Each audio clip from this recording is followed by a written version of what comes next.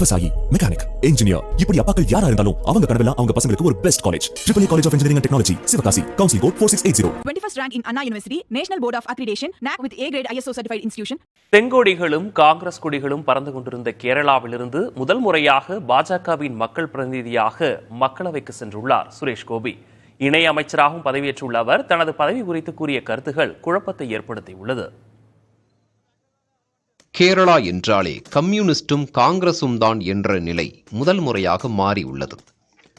பாஜக சார்பில் கேரளாவிலிருந்து இதுவரை மக்களவைக்கு பிரதிநிதிகள் இல்லை என்ற வரலாறும் புரட்டி போடப்பட்டுள்ளது. இதற்கு காரணம் இந்த நட்சத்திர பிரதிநிதி சுரேஷ் கோபி. தமிழ் திரையுலகில் விஜயகாந்தை போல மலையாளத்தில் அதிரடியான சண்டை காட்சிகளிலும் பரபரப்பான வசனங்களை பேசி நடித்தும் பிரபலமானவர் சுரேஷ் கோபி.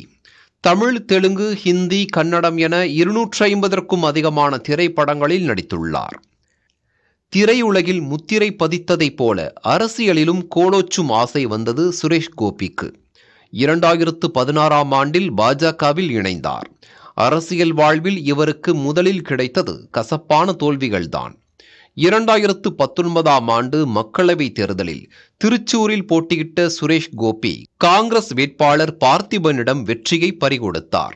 அந்த தேர்தலில் 2,93,822 வாக்குகளை ஈட்டியிருந்த சுரேஷ் கோபி 3ஆம் இடத்தையே பிடித்தார். மக்களவை தேர்தல் தோல்வியில் தளராத சுரேஷ் கோபி 2021இல் நடந்த கேரள சட்டப்பேரவை தேர்தலில் இதே திருச்சூரில் களமிறங்கினார். பிரதமர் மோடியே டெல்லியிலிருந்து பறந்து வந்து பரப்புரை செய்தார். ஆனாலும் கம்யூனிஸ்ட் வேட்பாளர் பாலச்சந்திரனிடம் வெற்றியை இழந்தார். 40,457 வாக்குகள் பெற்று இந்த தேர்தலிலும் 3ஆம் இடத்தில்தான் இருந்தார் சுரேஷ் கோபி. அடுத்தடுத்து 2 முறை வீழ்ந்தாலும் மண்ணை கவ்விய அதே திருச்சூரில் சொல்லி அடித்த கில்லியாக அபார வெற்றியை ருசித்துள்ளார் சுரேஷ் கோபி. கம்யூனிஸ்ட் வேட்பாளர் சுனில் குமாரை 74,686 வாக்குகள் வித்தியாசத்தில் வீழ்த்தி வெற்றி கனியை பறித்துள்ளார். இந்த வெற்றி சுரேஷ் கோபிக்கு மட்டுமல்ல, கேரள அரசியல் வரலாற்றிலும் மிக முக்கியமானது.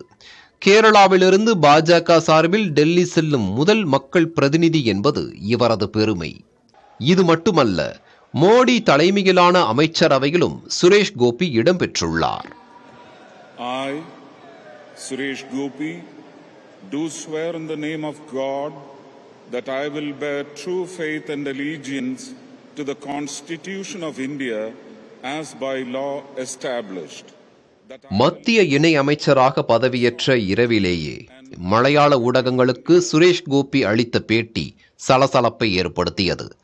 ஏற்கனவே ஒப்புக்கொண்ட திரைப்படங்களில் நடிக்க வேண்டும், இதற்காக அமைச்சர் பதவியிலிருந்து விலக விரும்புகிறேன், எனக்கு அமைச்சர் பதவி வேண்டாம் என்பதே எனது நிலைப்பாடு என்பதுதான் அந்த பேட்டியின் சாராம்சங்கள். இந்த பேட்டி கேரள பாஜகவினரை பதற வைத்தது. இதையடுத்து தாம் பேசியதாக வெளியான தகவல் முற்றிலும் தவறானது என எக்ஸ் வலைதள பக்கத்தில் மறுப்பு தெரிவித்துள்ளார் சுரேஷ் கோபி. கேரள மக்களின் பிரதிநிதியாக மோடி தலைமையிலான அமைச்சரவையில் இடம்பெற்றது பெருமை என்றும், அவரது தலைமையில் கேரளாவின் வளர்ச்சிக்கு உழைக்கப் போவதாகவும் அந்த பதிவில் குறிப்பிட்டுள்ளார் சுரேஷ் கோபி. சுரேஷ் கோபியைப் போலவே தமிழ் திரையுலகின் முடிசூடா மன்னராக திகழ்ந்த எம்ஜிஆருக்கும் ஒரு குழப்பம் இருந்ததாக சொல்வார்கள். தேர்தல் வெற்றிக்கு பிறகு திரைப்படங்களில் தொடர்ந்து நடிப்பது குறித்த சந்தேகத்தை முன்வைத்து அப்போதைய பிரதமர் மொரார்ஜி தேசாயிடம் எம்ஜிஆர் ஆலோசனை கேட்டுள்ளார். அதற்கு திரைப்படங்களில் நடிக்க வேண்டாம் என எம்ஜிஆருக்கு அவர் அறிவுரை கூறியதாக தமிழக அரசியல் வட்டாரத்தில் சொல்வார்கள். விவசாயி, மெக்கானிக், இன்ஜினியர், இப்படி அப்பாக்கள் யாரா இருந்தாலும் அவங்க கனவெல்லாம் அவங்க பசங்களுக்கு ஒரு best college. AAA College of Engineering and Technology, Sivakasi, Council Code 4680. 21st rank in Anna University, National Board of Accreditation, NAC with A-grade ISO certified institution.